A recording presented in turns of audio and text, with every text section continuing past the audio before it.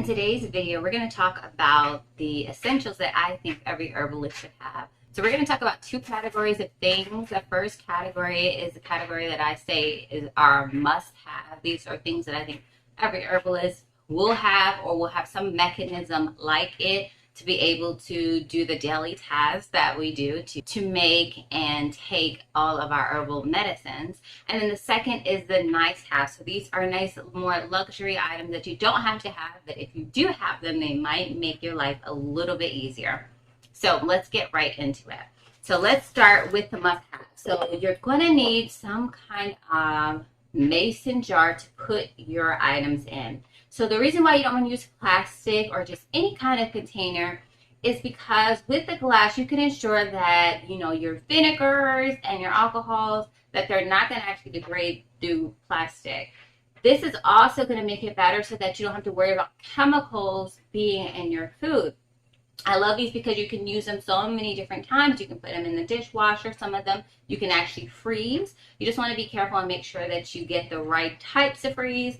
They have wide mouth jars as well that make it easier to stuff your hand in if you need to. And there are so many different sizes that you can have of your jars. They are perfect for storage as well. So they have so many different uses. So mason jars, definitely you need those. Now the next thing I want to talk about is this lid. This is a plastic lid. This just makes it so much easier to, again, keep recycling them. Vinegar and alcohol do corrode metal. So when you have this on your tinctures and your extracts, your vinegar extracts, you don't have to worry about them corroding. And again, you're going to be using these a lot more. So the plastic lids that you can get, which are very cheap, and I will have a link to all of the products that I'm talking about down below. So next, you're going to need some kind of funnels. Funnels make it easier for you to get your herbs into your jars.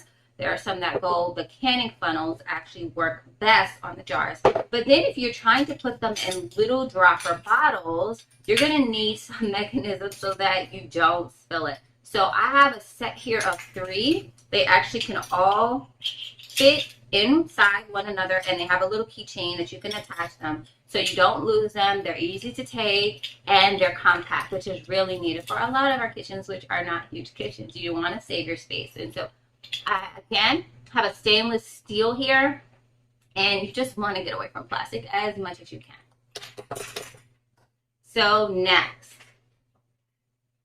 the next item are our dropper bottles. I prefer amber, but you can use some of the color bottles that are blue or green. There are some clear ones, and that's just going to let the sunlight in. So you're just going to need to make sure you keep it in the dark closet. You want to keep it somewhere cool so that you can prolong the shelf life. I like these because they have a dropper, and that's just going to make it easier for you to take and to use the right dosage so you don't have to overdo it.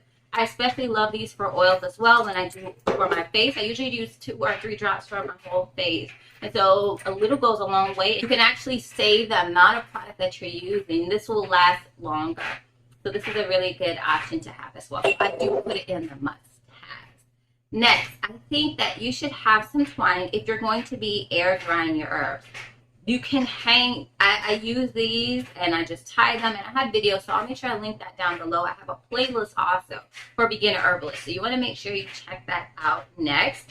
But whenever I'm air drying my herbs, I tie on the bottom of the herbs, and this is so cheap. It's very easy to find, and it just works perfect to be able to hang in anywhere. I've hung things just on the bottom of these shelves that I have. You can hang them even on the knobs of your kitchen cabinets if you need to, just to be able to, you can actually get racks as well to hang your herbs. And it just makes it so much easier to hang dry them when you have that in place. The next must-have, I'd say, is cheesecloth. There are different grades of cheesecloth. Usually you'll find this really, this cheap, and this is more bottom tier cheesecloth, but it's used for so many different purposes.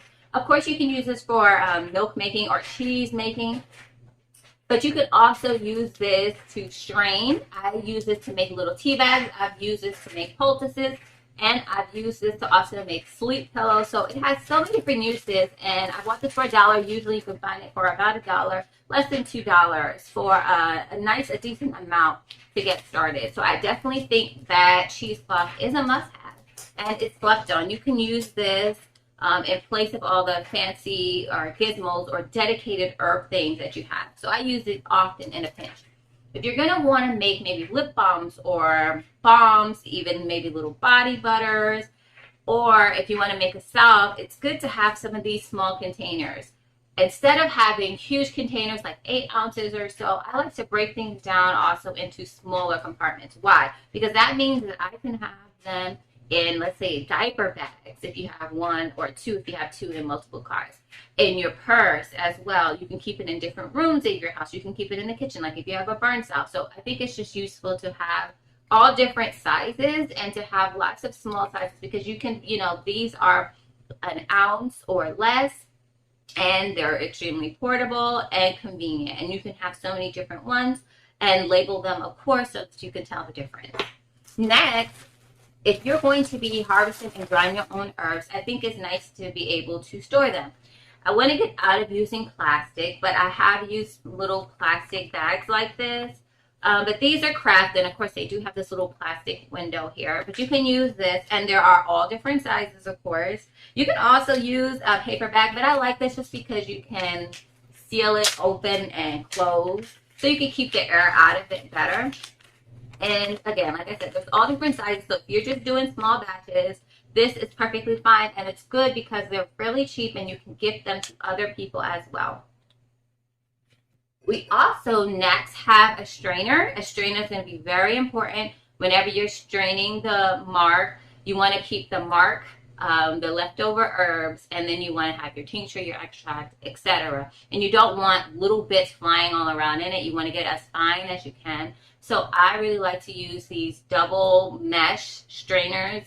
And you can pick this up at I get it from Bargain Hunt, but little stores like that, you can find these strainers. And even your Walmart, your Kroger's, you can find these as well. And I have a set of 3. I don't know why things usually come in sets of 3, and I really like them because they're different sizes as well. So I use my next up size, my bigger one, when I'm making syrups, and so it's just really useful. Along with that, I like to, there is other options for straining. So if you just like to make like a cup of tea a day, you can get one of these little strainers, and they come in packs, and you can just get one as well. But you save money if you get a couple of these, and they're pretty cheaply made, so you want to get extra just in case something happens. But you actually put the herbs in here. You actually are able to close it up, put it in your teacup, and it has a little hook to hold on the side of your teacup. And then, once you're done, you just open it up and you can compost the herbs. So this is another good option as well for straining. And now, in a nice to have, you don't need these, but you can buy sets, and these are very cheap. I paid about $5.50 up to like $7.50 for different sizes of these. And these are non-bleach, so there's no chlorine in here. They are a darker color, which is perfectly fine for me. And this size, I have the smallest size, and it fits probably, I would say, maybe 3 tablespoons. And these are so easy. You just fold the flap in, and you can throw it and use just as you would a tea bag, and you can also reuse these as well.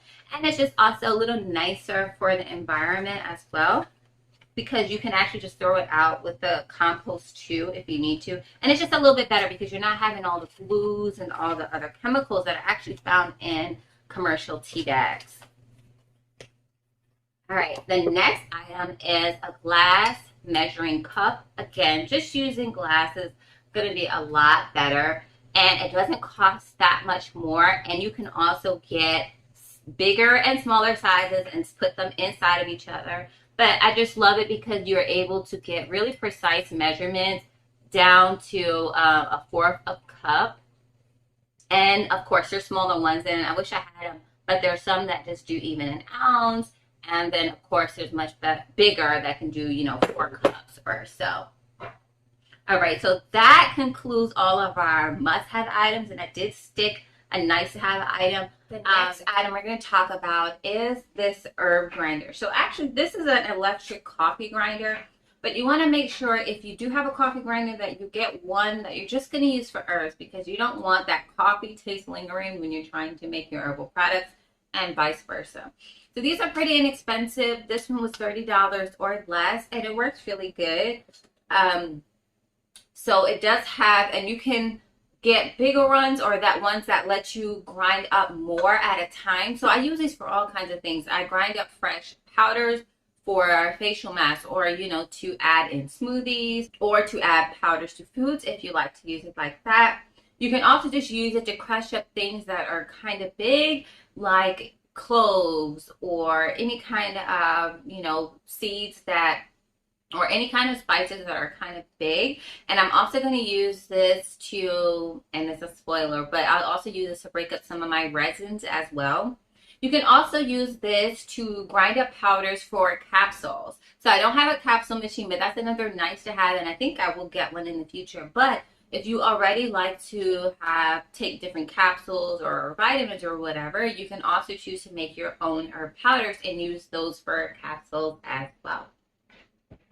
The next nice to have item are these stir rods, and usually you get about 12 in a pack. So these are actually dishwasher safe, and if you've ever made your own body products, you know that using your metal spoons, they're short, so these are longer than those spoons, and it's hard to make sure that you melt and get all of the residue off, because you want to keep every drop of your product with the spoons, because they just kind of cup and keep butters or any thick oils on them, and to make sure you have everything off. So these are just going to be a lot easier for that purpose, and they're just going to be a lot easier, and you'll make sure that you get all the product off, and they're longer, so they're more convenient if you are doing a double boiler and you don't want to have your hand all the way in there. So these are really nice to have item.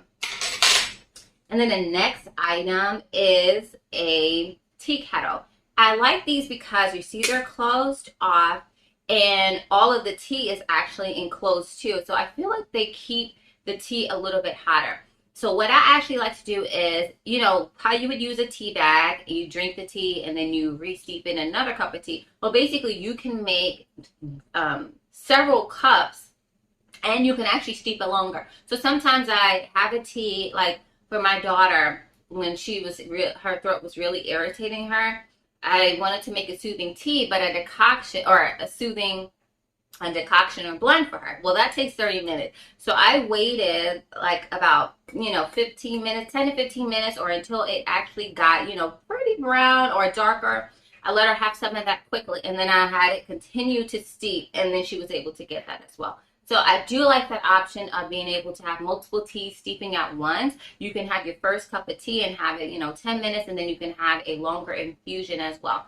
And I just think they look nice. They're able to hold a lot of tea, and you're able to pour just as much as you want as well. So are there any items that you would add to this list? Go ahead and link them down below. Also, if you want to learn how to make all these different preparations that I talked about today, you can check out Everyday Herbs and my new book. You can pre-order Herbal Holistic Healing, which is going to have all of those and a lot more recipes and so much more information. So if you made it to the end, thank you so much for watching, and I'll see you in the next one.